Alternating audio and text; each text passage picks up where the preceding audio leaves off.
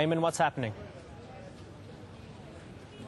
Imran, a short while ago where we are standing, and in fact you can probably see behind me, there's an Egyptian watchtower there that is off in the distance right on the border. And a short while ago we saw Egyptian security officials try to evacuate a body. At the time we weren't sure what the status of that wounded Egyptian soldier was, but we have been able to confirm that indeed one Egyptian soldier has been killed as a result of Palestinian fire in the direction of the Egyptian border. And as we were saying earlier, we were hearing an exchange of gunfire. We weren't certain in which direction it was coming from. We knew that 2 Palestinians had been injured as a result of Egyptian fire, but now we are able also to confirm that indeed one Egyptian soldier on the Egyptian side of the border was killed as a direct result of Palestinian gunfire. Yes, we are looking at some of these news lines coming through. One from Amr al-Kaki, who's actually on the other side of the border as well. He says the Egyptians have confirmed to him that one of their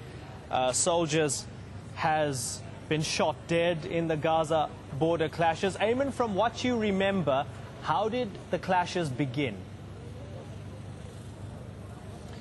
Imran, the rally was called for by Hamas. It was intended to be at least a peaceful demonstration, as they were calling it, against Egyptian government policy to cut down on the smuggling of goods through tunnels, as well as restrictions that have hampered the Viva Palestina convoy. It began with high-ranking Hamas officials addressing the crowds here, many of them being bussed from outside of Rafah, middle areas and provinces of the Gaza Strip. And during the speeches, it was important to emphasize that during the speeches, we started seeing a lot of the attendees or the protesters throwing rocks on the Egyptian side. It began with a handful of youth from where we were standing, but that's certainly and rapidly escalated. And from that point on, the situation spiraled out of control. A short while after that, Egyptians who were on their side of the border began to shoot in the direction of Palestinians, though we cannot confirm that they were being directly shot at. What we do know is we were hearing that gunfire in the direction of the Palestinians,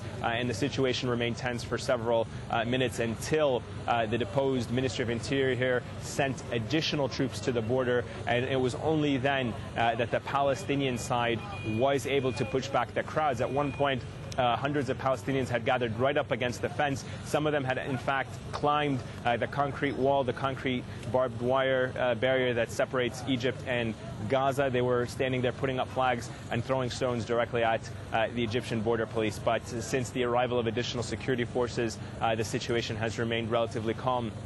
And as we were just saying, we've seen the body of at least one Egyptian soldier evacuated from the watchtower that is just off to my right. Imran. Ayman, I know this is difficult for you to answer. When did the crossfire actually begin? Did it happen before the deposed Ministry of Interior forces arrived or after? I'm sorry, Imran, the line broke up. Can you repeat the question? When did the crossfire actually begin? Was it before the Ministry of Interior forces arrived or after they arrived? No, it was indeed before. In fact, what had happened was, as the rally was still taking place, whilst in the presence of senior Hamas officials here were still addressing the crowd of protesters, the rock throwers began to lob the rocks and stones towards the Egyptian side. And then shortly after that, the rally had come to an end.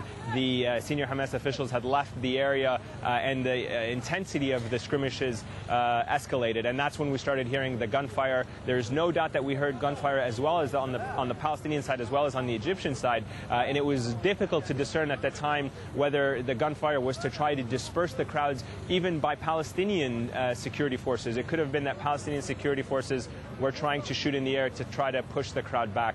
So it was a very difficult situation to ascertain, but what we do now know is that at least one Egyptian soldier has been killed, 2 Palestinians at least injured as a result of gunfire. Imran. Ayman, thanks ever so much for making sense, helping us make sense of a lot of